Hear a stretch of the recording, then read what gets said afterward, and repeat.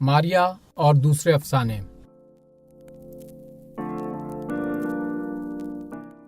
افسانہ number 7، ward number 10۔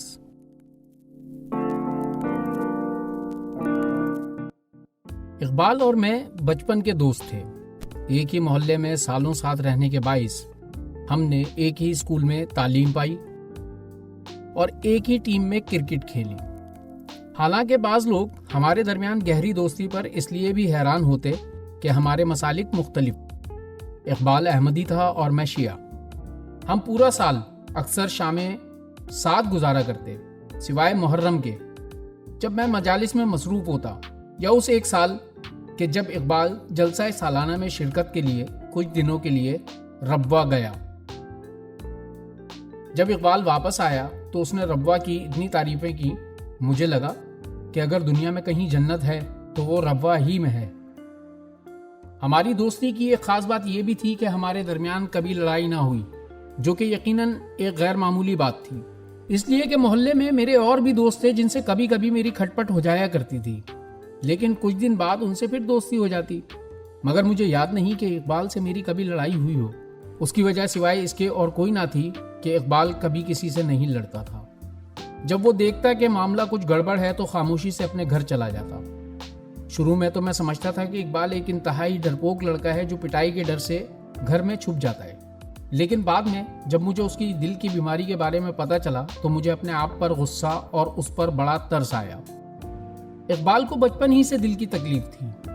ایک بار جب تکلیف زیادہ بڑھی تو اسے جناح اسپتال کے دل کے وارڈ میں داخل ہونا پڑا، جو وارڈ نمبر 10 کہلاتا تھا۔ اس وارڈ کے انچارج ایک مشہور ہارٹ سرجن تھے جو پرائیویٹ پریکٹس کے ساتھ ساتھ ان دنوں پی ٹی وی پر مختلف بیماریوں کے حوالے سے ہفتہ وار پروگرام کرتے تھے، جس میں وہ شہر کے مشہور ڈاکٹروں کو مدعو کرتے اور ان سے مختلف بیماریوں سے بچاؤ اور ان کے علاج سے متعلق سوالات کے جواب دیا کرتے۔ ڈاکٹروں نے اقبال کو 6 ہفتے تک مکمل بیڈ ریسٹ اور اینٹی بائیوٹک کا کورس تجویز کیا۔ یہ 6 ہفتے اسے اسپتال میں گزارنے تھے۔ دن میں اس کی تیمارداری اکثر اس کی والدہ کرتی اور رات کو اس کا چھوٹا بھائی۔ تاہم ایک رات جب اس کا بھائی اسپتال جانے سے قاصر تھا تو اقبال کی امی نے مجھے بلوا کر پوچھا کہ کیا میں رات کو اقبال کے پاس رہ سکتا ہوں، تو میں نے فوراً حامی بھر لی۔ میں ان دنوں انٹرمیڈیٹ کا امتحان دے کر نتیجے کا انتظار کر رہا تھا اور میرے پاس کرنے کو کچھ نہیں تھا، لہٰذا میں رات کا کھانا لے کر اسپتال چلا گیا۔ اقبال مجھے دیکھ کر بہت خوش ہوا اور اس نے میرا تعارف اس نوجوان سے کرایا جو اس کا ECG کر رہا تھا۔ نوجوان کا نام رشید تھا۔ رشید کا ہونٹ پیدائشی طور پر کٹا ہوا تھا، جسے بعد ازاں آپریشن کر کے جوڑا گیا تھا، جو اپنا مستقل نشان اس کے ہونٹ پر چھوڑ گیا تھا۔ اسی پیدائشی نقص کے باعث رشید تتلا کر بولتا اور ایسا محسوس ہوتا جیسے وہ ناک میں بول رہا ہو۔ تاہم رشید ایک خوش مزاج انسان تھا جو امراض قلب میں مبتلا مریضوں کے درمیان کام کرنے کے باوجود اپنی حس مزاح برقرار رکھے ہوئے تھا۔ وہ اکثر ان مریضوں کے بارے میں بڑے شفاف انداز میں اظہار خیال کرتا جن کی حالت انتہائی تشویشناک ہوتی۔ پہلی ملاقات میں تو مجھے اس کی باتیں بڑی ناگوار محسوس ہوئیں، خصوصاً جب اس نے اقبال کے کمرے میں موجود ایک بوڑھے مریض کے بارے میں جو اپنی زندگی کی آخری سانسیں لے رہا تھا یہ کہا کہ یہ بدھا نہیں بتیدا۔ مجھے اس پر بڑا غصہ آیا اور ہنسی بھی۔ غصے کی وجہ تو ظاہر ہے، ہنسی مجھے اس کے تتلانے پر آئی۔ رشید کی پیشن گوئی درست ثابت ہوئی اور رات 2 بجے بدھا کو نروان حاصل ہو گیا۔ ڈاکٹر جب بوڑھے مریض کی موت کی تصدیق کر کے اپنے ڈیوٹی روم میں واپس چلا گیا تو رشید نے میت کے دونوں پاؤں کے انگوٹھے ملا کر انہیں ایک پٹی سے باندھ دیا اور ایک پٹی اس کے سر اور ٹھوڑی کے درمیان باندھ دی تاکہ میت کا منہ کھلا نہ رہے۔ بعد ازاں رشید نے میت کو اسی چادر میں لپیٹ دیا جس پر اس کا دم نکلا تھا۔ رشید نے ایک گرہ چادر کے اوپری اور ایک نچلے حصے میں لگائی جبکہ میت کی کمر کے گرد ایک پٹی باندھ دی۔ ایک سرکاری اسپتال میں میت کو چادر میں لپیٹنے کی عیاشی پر مجھے حیرت ہوئی تو میں نے اس بارے میں اقبال سے پوچھا کہ رشید نے ایسا کیوں کیا؟ اقبال نے جواب دیا کہ میت کو اسی چادر میں لپیٹنا جس پر اس کا انتقال ہوا ہو اس اسپتال کی روایت ہے۔ وارڈ نمبر 10 میں موت سے میرا یہ پہلا تعارف تھا۔ اور مجھے اس بات کا قطعی اندازہ نہ تھا کہ آئندہ چند راتوں کے دوران جو ابھی میں نے وہاں گزارنی تھیں میرا واسطہ متعدد اموات سے پڑے گا۔ خوش قسمتی سے یا محض اتفاقاً اس رات یہ واحد موت تھی جو وارڈ نمبر 10 میں واقع ہوئی۔ میں رات کو 3 بجے تک جاگتا رہا اور پھر اقبال کے بیڈ کے پاس پڑی ایک بینچ پر لیٹ کر سو گیا۔ حالانکہ اقبال کے کمرے میں 2 بیڈ خالی تھے، ایک تو وہی جس پر اس بوڑھے کی موت واقع ہوئی تھی اور ایک دوسرا۔ میرے دل میں واہمات نے سر اٹھایا۔ مجھ میں خالی بیڈ پر سونے کی ہمت نہ تھی، لہٰذا میں نے بینچ پر سونے کا فیصلہ کیا۔ میری آنکھ صبح 6 بجے اس وقت کھلی جب نرس اقبال کو دوا دینے کے لیے آئی۔ میں صبح 8 بجے تک اسپتال میں رہا اور صبح جب اقبال کی امی ناشتہ لے کر آئیں تو میں ان سے رات کو دوبارہ آنے کا وعدہ کر کے گھر چلا گیا۔ اسپتال میں دوسری رات میرے لیے انتہائی دلچسپ مشغلہ ثابت ہوئی۔ ہوا یوں کہ میرے اسپتال پہنچتے ہی رشید بھی وہاں آ موجود ہوا اور مجھ سے اس طرح مذاق کرنے لگا جیسے ہم دونوں بچپن کے دوست ہوں۔ مجھے بھی اس کے تتلا کر بات کرنے کے انداز نے اسپتال کے غمزدہ ماحول میں دلچسپی اور دل لگی کا ایک موقع فراہم کر دیا۔ رشید جب اقبال کا ECG کر کے واپس جانے لگا تو یہ وعدہ کر کے گیا کہ جیسے ہی اسے فرصت ملی وہ دوبارہ آئے گا۔ رشید رات 12 بجے کے قریب واپس آیا تو آتے ہی بولا کہ میں اس کے ساتھ چلوں، کیونکہ اسے کسی اسپیشل وارڈ میں ایک DSP کا ECG کرنا تھا جسے ڈاکوؤں کے ساتھ پولیس مقابلے میں گولی لگ گئی تھی۔ میں خوشی خوشی تیار ہو گیا۔ ہم دونوں جناح اسپتال کے ایمرجنسی وارڈ کے ایک پرائیویٹ روم میں گئے جہاں دروازے پر 2 پولیس والے تعینات تھے۔ DSP بے ہوش تھا۔ رشید نے اس کے سینے کے بال ایک ریزر سے صاف کیے اور ان پر جیل لگا کر اس کے دل کے آس پاس ECG کی نوبز لگانے کے لیے پلاسٹک کی چٹیں چپکا دی۔ یہی چٹیں اس نے DSP کی دونوں کلائیوں اور پنڈلیوں پر بھی چپکائیں اور ان میں نوبز لگا کر اس کا ECG کرنے لگا۔ اس دوران رشید مسلسل DSP کی موٹی ٹون کے بارے میں بھی تبصرے کرتا رہا۔ وہ بولا، تالے دی تون دے، لگتا ہے تالے نے بڑا حلام کھایا ہے۔ مجھے اس کی بات پر ہنسی بھی آئی اور ساتھ ہی یہ ڈر بھی لگا کہ کہیں اس موٹے DSP کو ہوش آ گیا یا دروازے کے باہر بیٹھے پولیس والوں نے کہیں سن لیا تو کیا ہوگا۔ میں نے رشید سے کہا کہ وہ مذاق بند کرے اور جلدی سے اپنا کام کر کے یہاں سے نکل لے، مگر رشید نے میری باتیں سنی انسنی کرتے ہوئے اپنا کام جاری رکھا اور اپنے تبصرے بھی، اور ساتھ ہی یہ پیش گوئی بھی کر دی کہ پولیس والے کو کچھ نہیں ہوگا کیونکہ اس کا ECG بالکل ٹھیک ہے۔ بہرحال جب ہم دونوں DSP کے کمرے سے باہر نکلے تو میں نے اطمینان کا سانس لیا کہ ہم کسی پریشانی میں مبتلا ہوئے بغیر اس کمرے سے واپس نکل آئے۔ ہم وارڈ میں واپس آئے تو پتہ چلا اقبال کے برابر والے کمرے میں ایک مریض کی حالت تشویشناک ہے۔ کچھ دیر بعد ہی رشید نے آ کر اطلاع دی، بیڈ نمبر 15 والا اوپر نکل لیا ہے، اور یہ کہ میں اس کے ساتھ چلوں۔ میں بیڈ نمبر 15 کے مریض کے پاس پہنچا جو کچھ دیر پہلے ہی دنیا کی تمام پریشانیوں سے جان چھڑا کر ابدی نیند سو چکا تھا۔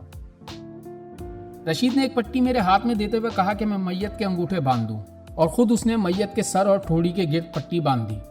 اس کے بعد رشید نے میت کے گرد چادر لپیٹ کر کام مکمل کیا اور ہم دونوں کمرے سے باہر نکل آئے۔ جب میں اقبال کے پاس واپس آیا تو میرے احساسات کچھ عجیب سے تھے۔ کسی میت کو اتنے قریب سے دیکھنا اور اسے چادر میں لپیٹنا میرے لیے ایک نیا اور غم انگیز تجربہ تھا۔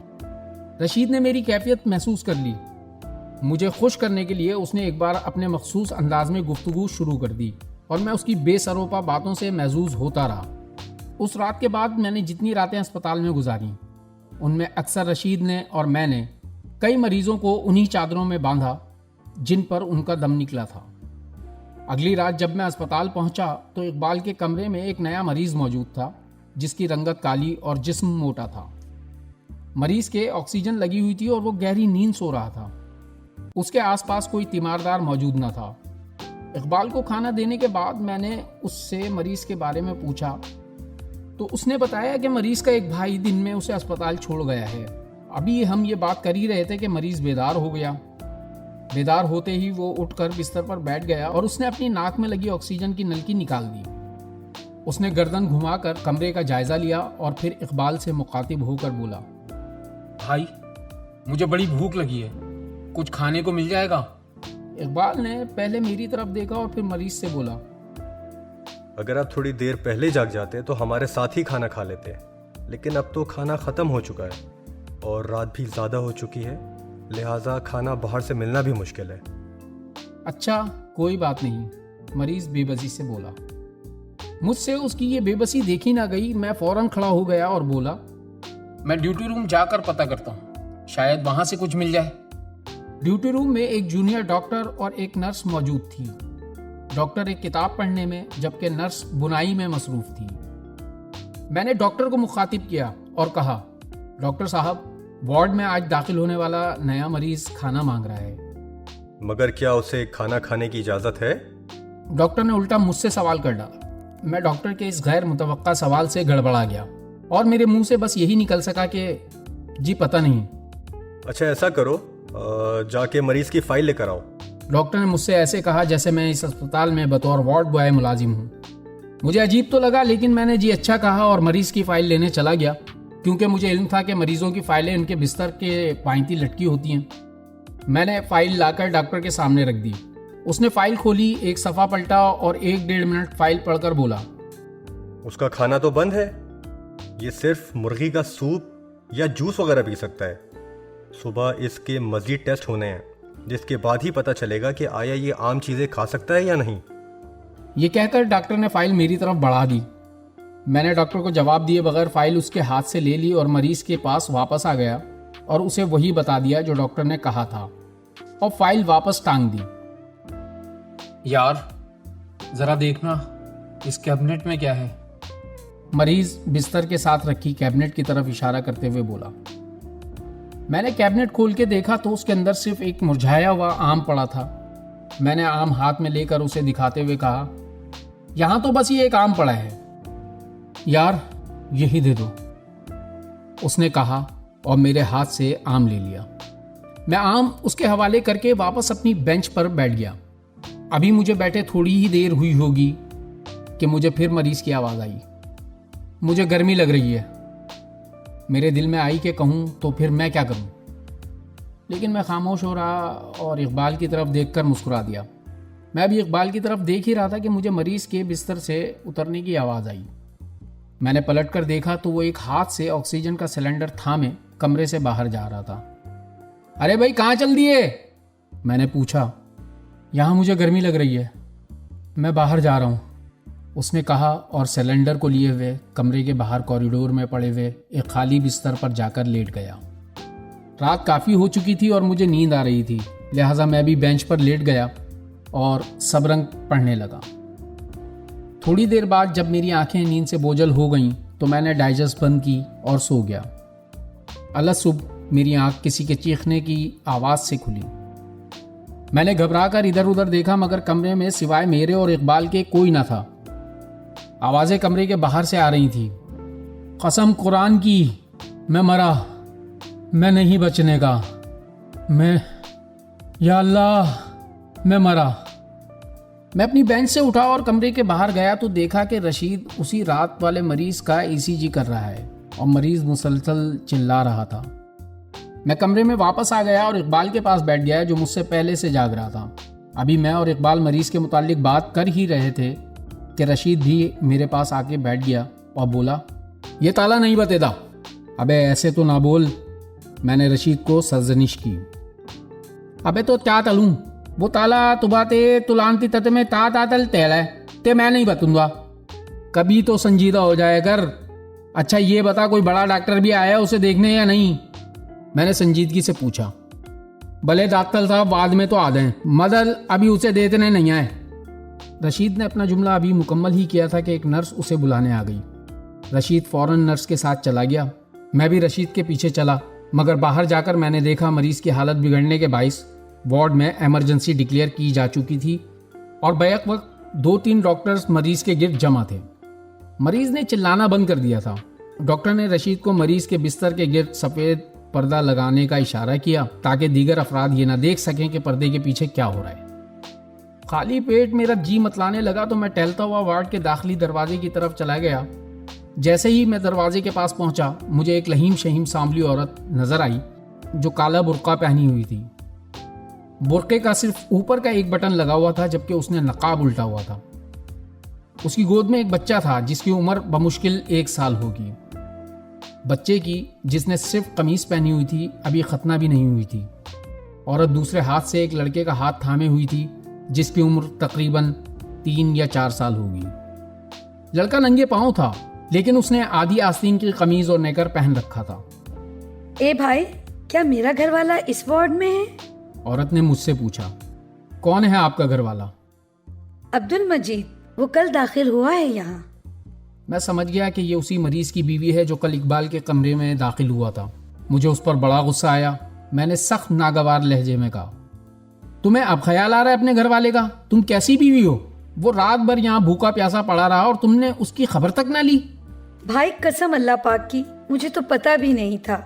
یہ تو اس کے بھائی نے اسے یہاں داخل کرایا ہے. مجھے تو اس نے صبح بتایا کہ اس ہسپتال میں ہے. یہ کہتے ہوئے اس کی آواز رند گئی اور آنکھیں نم ہو گئیں. مجھے اس کی بات پر یقین اور حالت پر بڑا ترس آیا اور میں سوائے آؤ میرے ساتھ کے کچھ نہ کہہ سکا. عورت میرے پیچھے پیچھے چلتی اس جگہ تک آئی جسے سفید پردہ لگا کر بند کر دیا گیا تھا. وہاں ایک نرس کھڑی تھی. میں نے عورت کی طرف اشارہ کر کے نرس سے کہا، یہ اس مریض کی بیوی ہے اور اپنے میاں سے ملنا چاہتی ہے. ابھی یہیں رکو، بڑے ڈاکٹر صاحب پیشنٹ کو دیکھ رہے ہیں. نرس نے عورت کو مخاطب کر کے کہا. عورت وہیں رک گئی. ابھی ہمیں وہاں کھڑے 5 منٹ بھی نہیں گزرے ہوں گے کہ بڑے ڈاکٹر صاحب سر جھکائے باہر آ گئے. نرس نے عورت کی طرف اشارہ کر کے ڈاکٹر کے کان میں دھیرے سے کچھ کہا تو ڈاکٹر نے سر اٹھا کر عورت کو دیکھا اور آہستہ آہستہ چلتا ہوا عورت کے پاس آیا اور بولا، بیوی، ہمیں افسوس ہے کہ ہم تمہارے شوہر کی جان نہ بچا سکے. شاید خدا کو یہی منظور تھا. یہ سننا تھا کہ عورت نے ایک دلخراش چیخ ماری. عورت کی چیخ سن کر اس کی گود میں موجود بچہ سہم گیا اور اس کا پیشاب نکل گیا. ڈاکٹر اچھل کر دور ہٹ گیا کہ پیشاب کی چھینٹیں کہیں اس کے سفید گاؤن پر نہ پڑ جائیں. میں نے سفید پردے کے اندر جھانک کر دیکھا تو رشید میت کو چادر میں لپیٹ کر گرا لگا رہا تھا.